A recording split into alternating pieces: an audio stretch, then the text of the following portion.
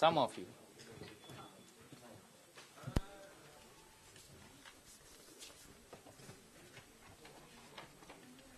Can all of them come this side, please? No questions from that side, huh? All this side.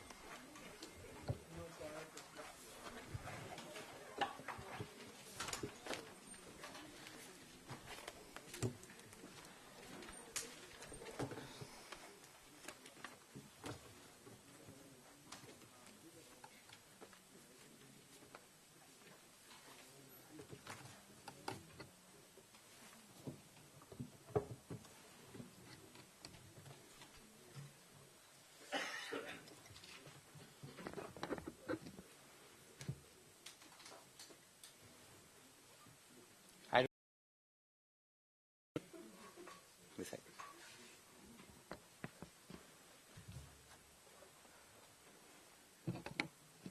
Good afternoon, friends, and thank you very much for being here this afternoon. It's been quite some time since we interacted in this format, but we've been interacting in other formats, so the substance is the same, the formats change. I have a few announcements to make, following which I will answer the questions relating to those announcements, and after that I'm open for any other questions that you may want on any other thing. So let me begin with the announcements that I have to make. There are three announcements. The first is the first Vice President of Cuba, His Excellency Miguel Diaz-Canel Bermudez, will be visiting India from March 23rd to 25th. This is his first visit to India. This visit follows the visit of Vice President Shri Hamid Ansari to Cuba in 2013. The Vice President of India is his counterpart and will be receiving him. In addition, of course, the visiting Vice President from Cuba will call on the President and will meet Prime Minister Shri Narendra Modi. This is the first high-level interaction between Cuba and the government of Shri Narendra Modi since they took office in May last year. You are aware that Cuba and India have extremely warm and cordial relations. We interact in international fora, and we cooperate despite the distance on a whole host of things. One of the areas that we are cooperating in both ways are human resources development. Cuba is a recipient of approximately 50 to 55 ITEC seats every year. On the other hand, those who follow sports are aware that the Indian boxing team as well as Indian sports institutions utilize Cuban coaches in volleyball, in diving, in boxing, as well as in athletics. We hope that in addition to fostering greater cooperation in this area, there will also be greater cooperation in areas of biotechnology, affordable human health care, and an exchange of views on international and regional issues of interest to India and Cuba during the visit of the first Vice President of Cuba. That's the first announcement that I have to make. The second one relates to the forthcoming visit of His Highness Sheikh Tamim bin Hamad Al Thani. The Amir will be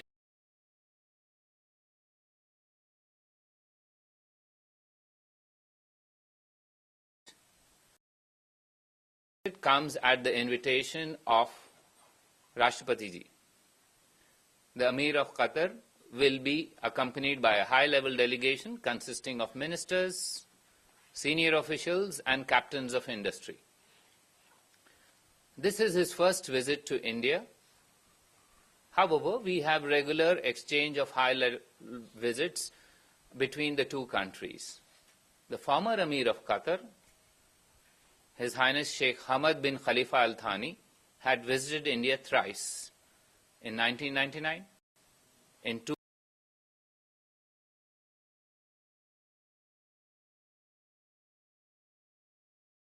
Manmohan Singh had visited Qatar in November 2008. The program for the visit of the Amir of Qatar follows traditional lines, that is, he will have meetings with Rashtrapati ji, who will also host a state banquet for him. The Vice President will call on him. There will be meetings with Prime Minister, both in a restricted format as well as delegation level talks. And the External Affairs Minister, Srimati Sushma Swaraj, will, as usual, be the first dignitary from the Indian side to call on the visiting head of state. This is the usual practice. Now, India and Qatar enjoy close and friendly relations. Our ties are anchored in commercial ties and economic exchanges, as well as people-to-people contact. Those of you who follow this matter very closely are aware that approximately 600,000 Indian nationals work in various capacities in Qatar. They are the largest expatriate community in Qatar. Also, Qatar is the largest source of our LNG imports.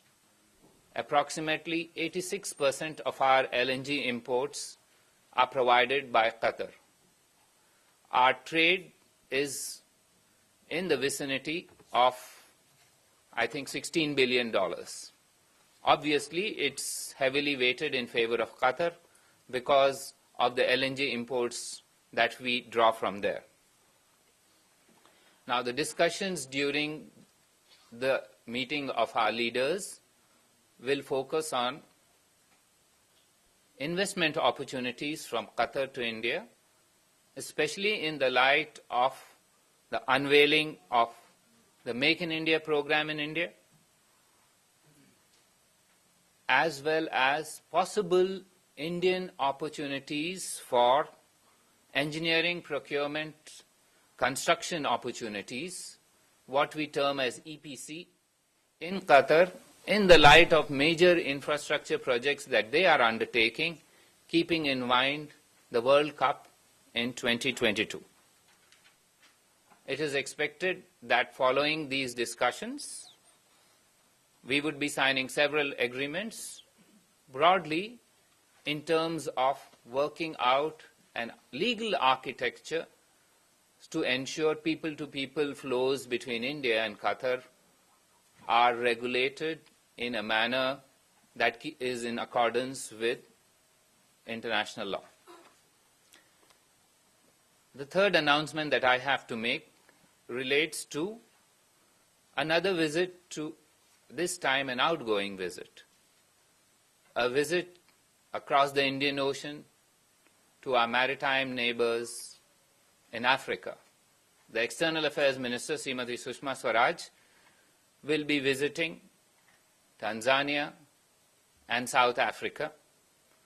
She will be in Tanzania on 28th and 29th of March, and in South Africa from 29th to the 31st of March. This is the first visit of our External Affairs Minister to Tanzania since 2003. However, we've had several high-level visits, including the visit of the former Prime Minister, Dr. Manmohan Singh, to Tanzania in 2011. During the visit, the External Affairs Minister is expected to interact with her counterpart, meet senior level leaders of Tanzania, and explore opportunities for expanding our beneficial economic ties. India and Tanzania have a trade turnover of approximately $4 billion annually. This is weighted in favor of India, with our exports being approximately $2.5 billion and Tanzanian exports to India being the rest, which is approximately $1.5 billion. Development cooperation is another aspect which will be dealt with during these. And finally,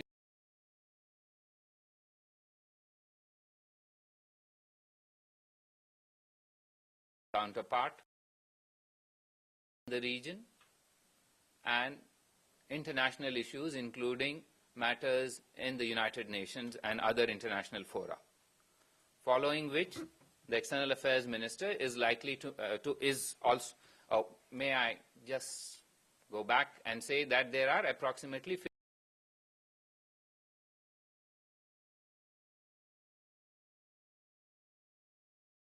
significant.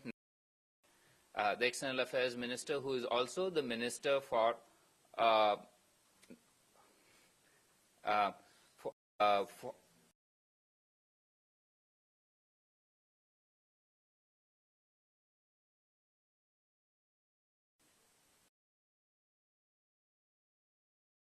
the External Affairs Minister will participate in co-chairing the Joint Commission between India and South Africa, as well as a tripartite meeting between the foreign ministers of India, Brazil, and South Africa. This is the IPSA format. She will take the opportunity of paying homage to various sites related to Mahatma Gandhi in Johannesburg, apart from meeting senior leaders in South Africa.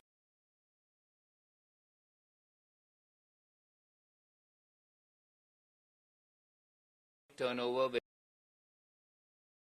$10 billion. It's weighted slightly in favor of South Africa, with $6 billion constituting imports to India and Indian exports constituting approximately $5 billion. South Africa is the second largest trade partner for India in Africa after Nigeria.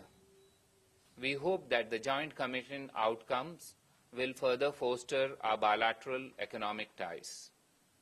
We will also utilize the opportunity in the trilateral format to discuss global governance issues, sustainable development, and possible development cooperation in a trilateral format through the IPSA.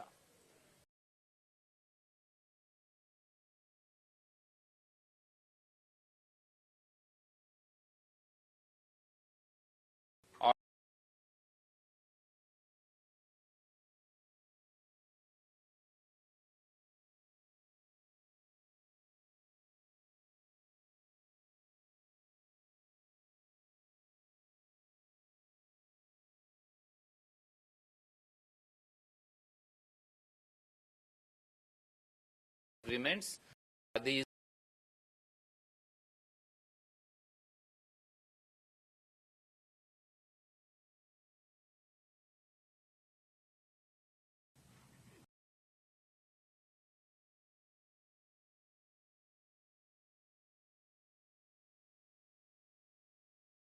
the South Africa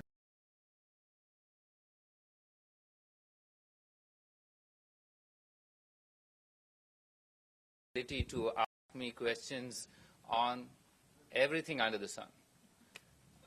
Matters of defense supplies are best addressed in another building. Yes. Dr. Akhilesh.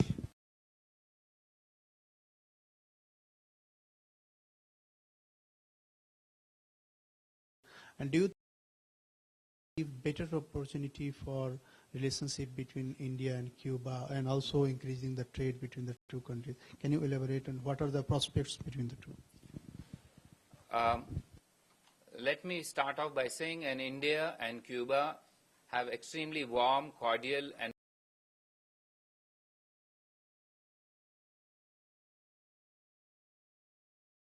one of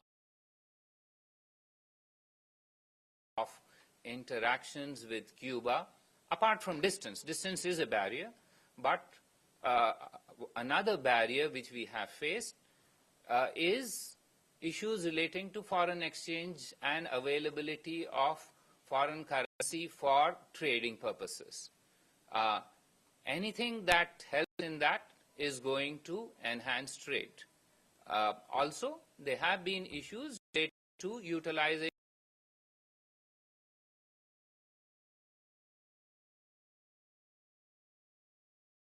payment in foreign currency. So, yes, if your question is, have our ties of an economic nature been impinged by the conditions that Cuba faces, the answer to that is yes. And any change in that will certainly enhance our economic ties. Pardon? This is your thing. I have said that any change will certainly enhance. This has just happened right now, so we hope to have improved economic ties. Yes, Mr. Venkat Narayan?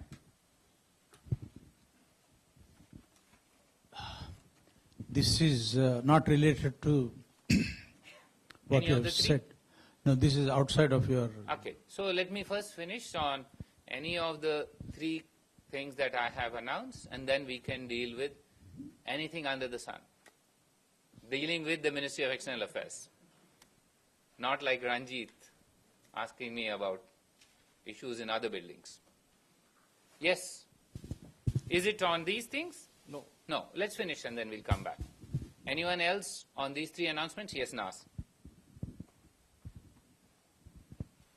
Just, I would like to know whether what kind of security cooperation do you have with Qatar,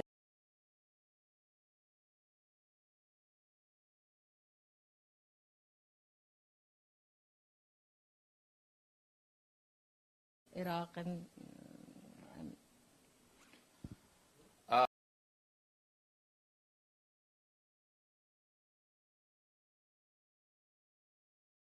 Going on maritime calls. We also have opportunities for Qatari officers to be trained in India. Now, if your question is broader than that, and that's what I think you have in mind relating to specific aspects of those Indian nationals who are held captive in Iraq, the answer to that is that we utilize every opportunity to try and seek information and assistance about the whereabouts of those whose whereabouts are right now not known. So, if your question is that have we also approached Qatar in this context, the answer to that is yes. Along with various other countries, we are willing to approach every friendly country which may have some influence or ability to assist us in this matter. We have approached, we will continue to engage till we are satisfied with the outcome. On this? No, we deal with it. Anybody else on these matters? And then we will come to other matters. No. So now the floor is open. Mr. Venkat Narayan.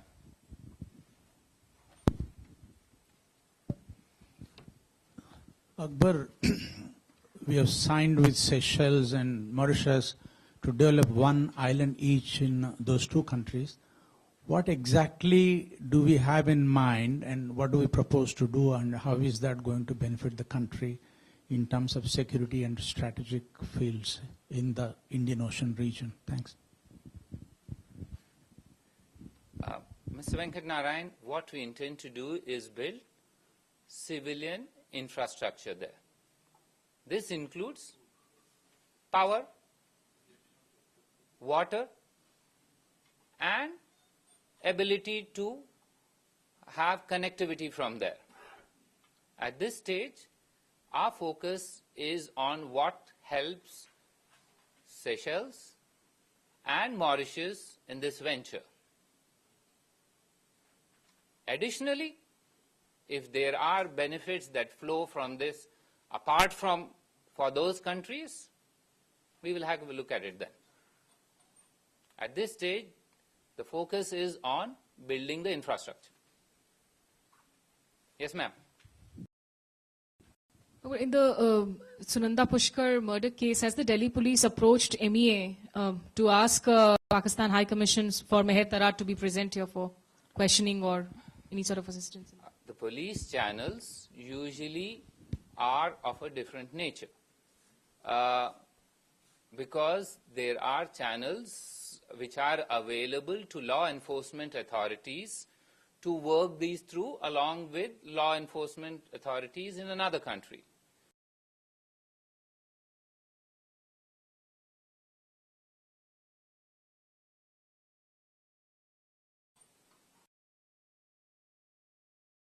Yes. Yeah. Some of the Hurriyat leaders are planning to attend the Pakistan National Day celebration in Delhi. How does government view it? There are two ways of addressing this question. Either I address it in terms of a specific event or occasion, or I take up the broader policy implications that underpin your question. And I think I will take up that broader issue, because I think that's what is of consequence. So therefore, if your question is a broader policy one, that does India permit or countenance involvement of third parties other than the two governments in issues relating to India and Pakistan? To that, my answer is that we have stated repeatedly, and let me clarify again, that our position has been that we are committed to resolving all issues, including the issue of Jammu and Kashmir, bilaterally with Pakistan through a peaceful bilateral dialogue. And that there was never and will be never any scope whatsoever for involvement of any third party. I think that comprehensively responds to your question. Yes, sir.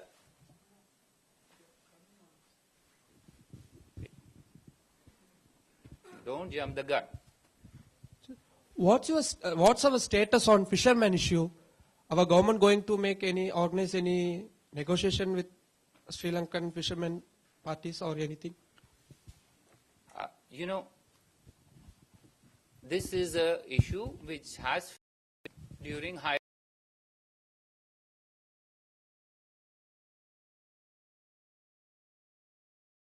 Prime Minister, and as an outcome we've said that as a first step the two fishermen associations across the Park Strait should meet. We are now working for this and hope that they would meet at the earliest. Yes. Sinjoy? So you've said in the past that this government has one voice. Now, do you consider Pakistan to be the fountainhead of terror? And if that is so, what is the MEA going to do about it in the next weeks?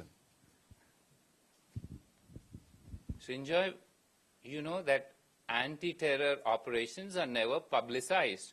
What we are going to do the next week is not going to be known to you in advance.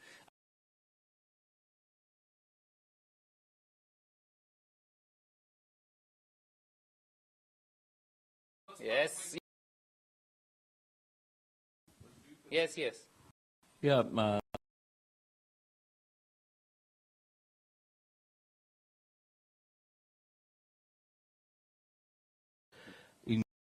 So whether MEA is in the know about it, and what is the status?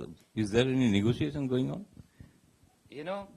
Consulates in India can only be opened with the concurrence of the federal government, and matters relating to external relations are always referred to the Ministry of External Affairs.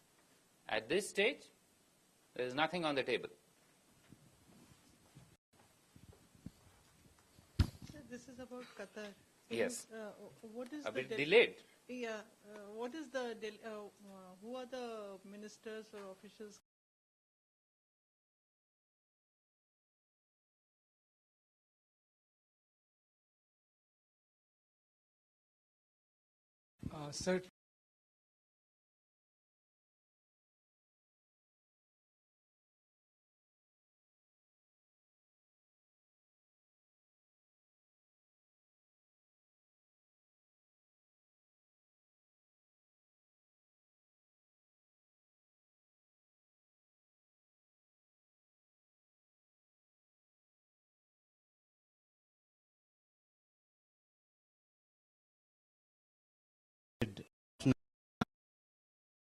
Sir, confirm if it is correct, and if it is, then do we have a sense of the intentions of the Sri Lankan youth who did that?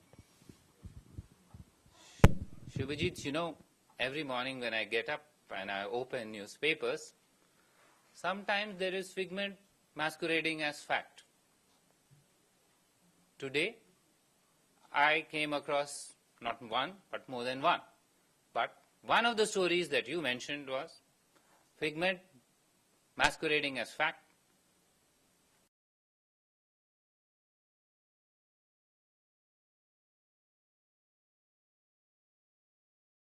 There was no such information available. However, if you don't believe me, videotapes are available. I think many of you who've traveled there have video, because this is video recordings available wherever the Prime Minister went, including there. My understanding is there were at least 25.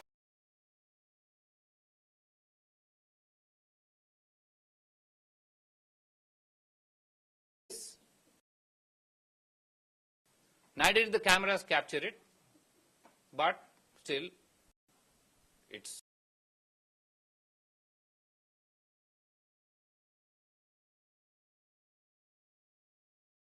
cannot. This is not true. Yes, ma'am.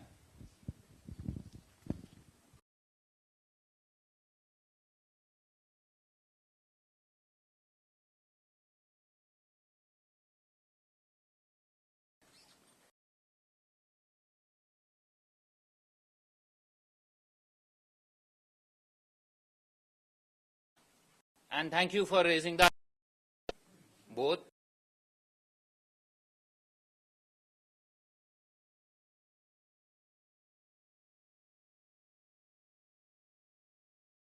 go to the next. On the day when we are moving ahead with implementation related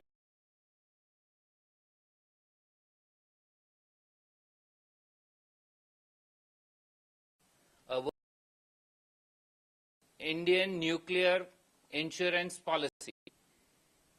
This workshop has 100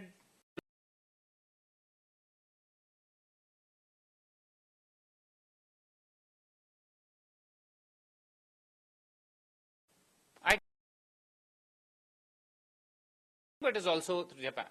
The Japan International Bank, Cooperative Bank, I think.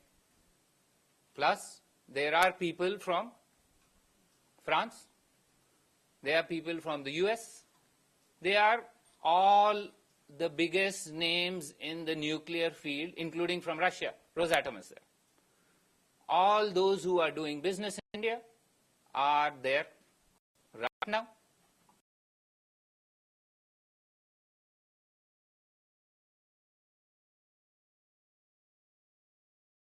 After the India-US nuclear contact group met, this contact group met yesterday, and they acknowledged the fact that all policy hurdles no longer exist.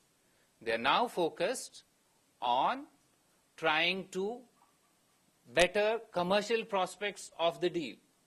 So, this is the scenario in which the news story appears.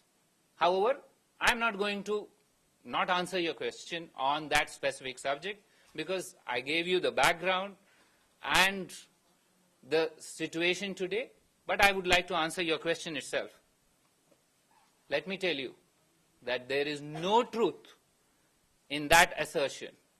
In fact, there is also no truth in the assertion that we have delayed the administrative arrangements.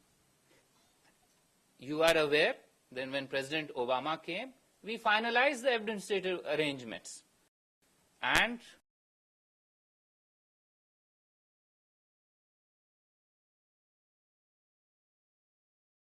necessary. The signed texts are currently being exchanged between the Department of Atomic Energy of India and the US Department of Energy. Therefore, it makes no sense to link what is being now signed with other activities. Now, let me still come, because I want to explain this in some detail. This brings us to Japan.